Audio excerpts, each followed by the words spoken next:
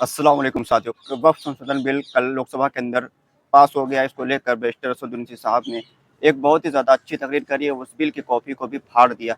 आज हम बात करेंगे इस बिल को लेकर यहाँ पर कौन से लोग जिम्मेदार हैं जिन्होंने इस बिल को पास कराने में भारतीय जनता पार्टी की और मोदी सरकार की मदद करी है।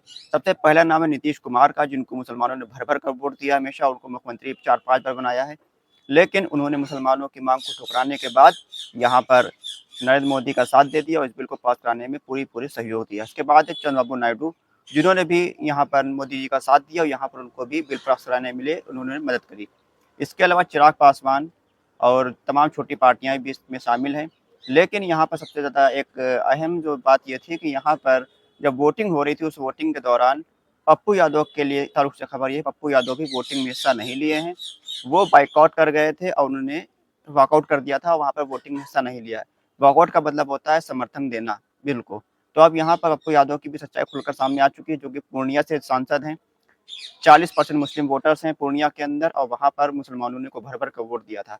असदुद्दीन ओवैसी साहब ने बिल की जब कॉपी फाड़ी तो यहाँ पर कई लोगों ने कहा कि ये असंवैधानिक काम किया इन्होंने। हालांकि जब यहाँ पर दूसरा बिल, पहले जो बिल आया था सीएनआरसी वाला, उसका बिल भी बैरिस्टर असदुद्दीन ओवैसी साहब ने फाड़ दिया था और कहा था जब महात्मा गांधी ने साउथ अफ्रीका के अंदर बिल फाड़ा था, उसी तर्ज पर हम ये बिल भी फाड़ते हैं, इस बिल को हम नहीं मानेंगे।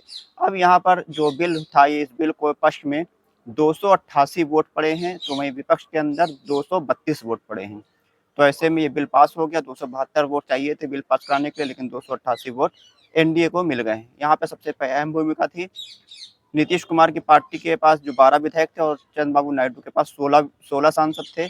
इसके अलावा चिराग पासवान के पास 6 सांसद थे और भी पार्टियां दो एक सांसद वाली पार्टियां थी जिन्होंने इस बिल का समर्थन किया है। अब यहाँ पर देखना होगा कि राज्यसभा के अंदर इस बिल के अंदर क्या समीकरण बनता है। राज्यसभा के अंदर 125 सांसद राज्यसभा के एनडीए के पास है, तो वहीं 88 सांसद इंडिया गठबंधन के पास हैं। तो 23 सांसद अन्य में हैं। अन्य में जो है वो है वाईएसआरसीपी की पार्टी, जगनमोहन रेड्डी की पार्टी, बीएसआर, बीआरएस, जो कि जिसके केसीआर जिनके अध्यक्ष हैं। इसके अलावा यहाँ पर बीएसपी का एक सांसद है और 2-3 पार्टियां हैं जिनके भी अपने अपने सांसद यहाँ पर हैं। अब देखना होगा कि ये पार्टियां किसका साथ देती हैं। हालांकि इस बिल को पास कराने में कोई ज़्यादा खास दिक्कत सामने नहीं आ रही है मोदी जी को। जैसा कि लोकसभा के अंदर बिल पास हो गया, ऐसे भी राज्यसभा के अंदर बिल पास किया जा सकता है। हालांकि डीएमके के जो स्टैलिन है, उन्होंने ये ऐलान किया है कि हम इस बिल के विरोध में सुप्रीम कोर्ट जाएंगे। अब देखना होगा सुप्रीम कोर्ट क्या फैसला देता है इस बिल को लेकर। इस बिल को लेकर आगे क्या मामला चलता है, लेकिन वक्फ बोर्ड जो है पूरी तरीके से बिल पास करा लिया गया, संशोधन बिल। और यहाँ पर अब मुसलमानों को साफ सफाई दिखा दिया गया है कि यहाँ पर आपकी क्या हैसियत है। असदुद्दीन ओवैसी साहब ने ये बात कही है, मुसलमानों को जलील करने के लिए ये बिल लेकर के आया गया। और यहाँ पर जिन लोगों ने भारतीय जनता पार्टी का साथ दिया इस बिल को पास कराने में, उनको मुसलमान हमेशा याद रखेंगे।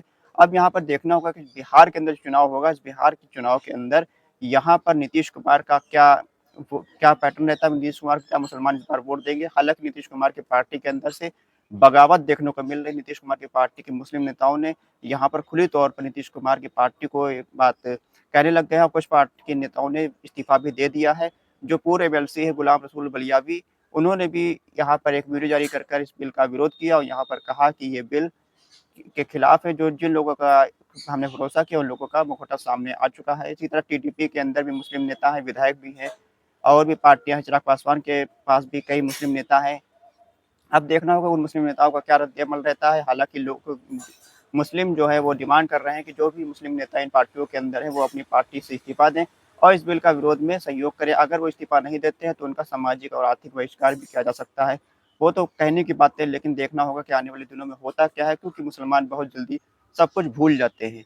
जैसा कि पहले भी कई लोगों ने बिलों का समर्थन किया, लेकिन मुसलमानों ने उनका विरोध किया, लेकिन वोट के टाइम सब भूल जाते हैं। लेकिन इस बार देखना होगा कि वक्फ के बिल पर नीतीश कुमार, चंद्रबाबू नायडू, चिराग पासवान ने जिस तरह से खुलकर इन लोगों का समर्थन किया और साथ-साथ जैन चौधरी की पार्टी से भी 2 मुस्लिम सांसद हैं, 2 मुस्लिम विधायक हैं और पश्चिम यूपी के अंदर बड़ी तादाद में मुसलमानों ने इनको वोट दिया था। अब देखना होगा कि इनके मुस्लिम नेता क्या रद्द-ए-अमल करते हैं, इनको क्या आगे चलकर इनको पार्टी को नुकसान होगा या फ़ायदा होगा, वो तो बात की बात है। लेकिन बैरिस्टर असदुद्दीन ओवैसी साहब ने जिस तरीके से बेबाकी के साथ अपनी आवाज़ को संसद के अंदर उठाया है, वो काबिल तारीफ़ है। इसके साथ-साथ कई और नेताओं ने, अखिलेश यादव ने भी काफ़ी अच्छी तरीके से आवाज़ उठाई। राहुल गांधी की तरफ से निराशा देखने को मिली। राहुल गांधी ने कोई भी बयान नहीं दिया लोकसभा के अंदर और वो विपक्ष के नेता हैं, लेकिन उन्होंने कोई भी इस तरीके का बयान नहीं दिया। अब देखना होगा कि यहाँ पर क्या रद्द-ए-अमल रहता है मुसलमानों का बिहार के चुनाव के अंदर ख़ास तौर से। अपनी राय कमेंट बॉक्स में मुझे ज़रूर बताएँ। खुदा हाफ़िज़।